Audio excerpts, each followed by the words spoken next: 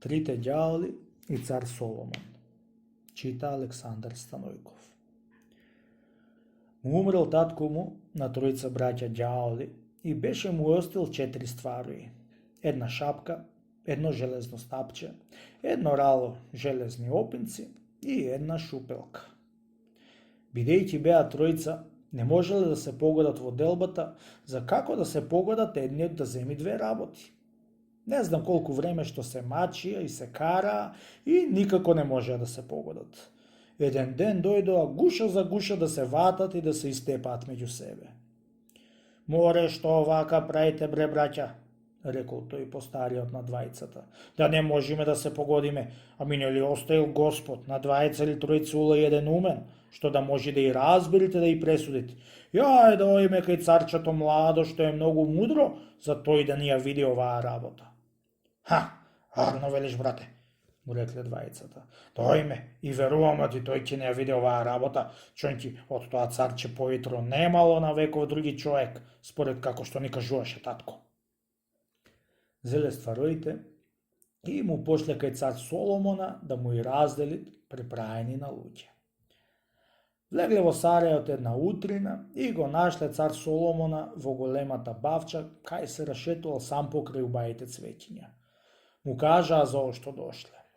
Се почудил цар Соломон и си рекол сам со себе: чудна работа се овие луѓе, за 2 пари туткал дошле да и делам. Овие браќа ја мајтап сакаат да играат, ја пак ќе бидат нешто за чудење овие 4 стварови. Бре луѓе, туку седам и ви се чудам на умот што го имате.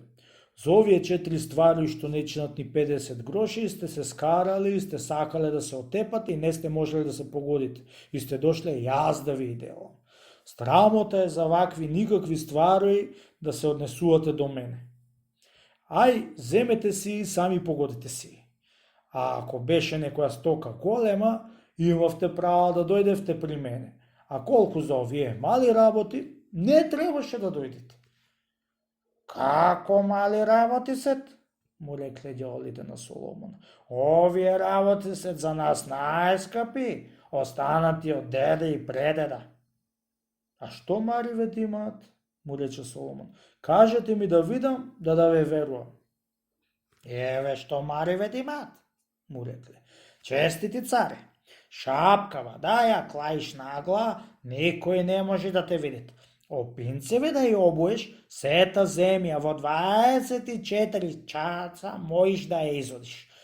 Со шупелкава да засвириш, сите ѓаоли можеш да изобилиш. А со стапчево да замовнеш, 300 души наеднаш можеш да отепаш. Ете, тој маривет имаат честити царе, да за тоа не можеме да се погодиме. Лели таков маривет имале, му рекол цар Соломон, сте имале право да се карате за кој да земи 2. Еве јас како ќе ви делам за ич да не се карате. Поедете сите тројца на онаа планина и сите веднаш затрчајте се. Кој ќе дојди побрго да си земи 2 ствара од што ќе бендисат, а тој што ќе дојдит по него да земит од 2 ствара, пак што ќе го бендисат. А најпосле тој што ќе дојдит, најпоследниот ствар да го земит. Сторија така и едно дошле трчајќи до Соломона, намавнал со стапчето и отепал сите тројца браќа ѓаоли и се освоил сите стварови. Со тие стварови сите мудроштиња беше и научил Соломон и затоа го нарекоа премудри Соломон, чунки ѓаолите беше и надлагал. Кога свирнал со шупелката, сите ѓаоли беше му дошле пред него. Заповедај, честити царе, беа му рекле, што сакаш да ти направиме?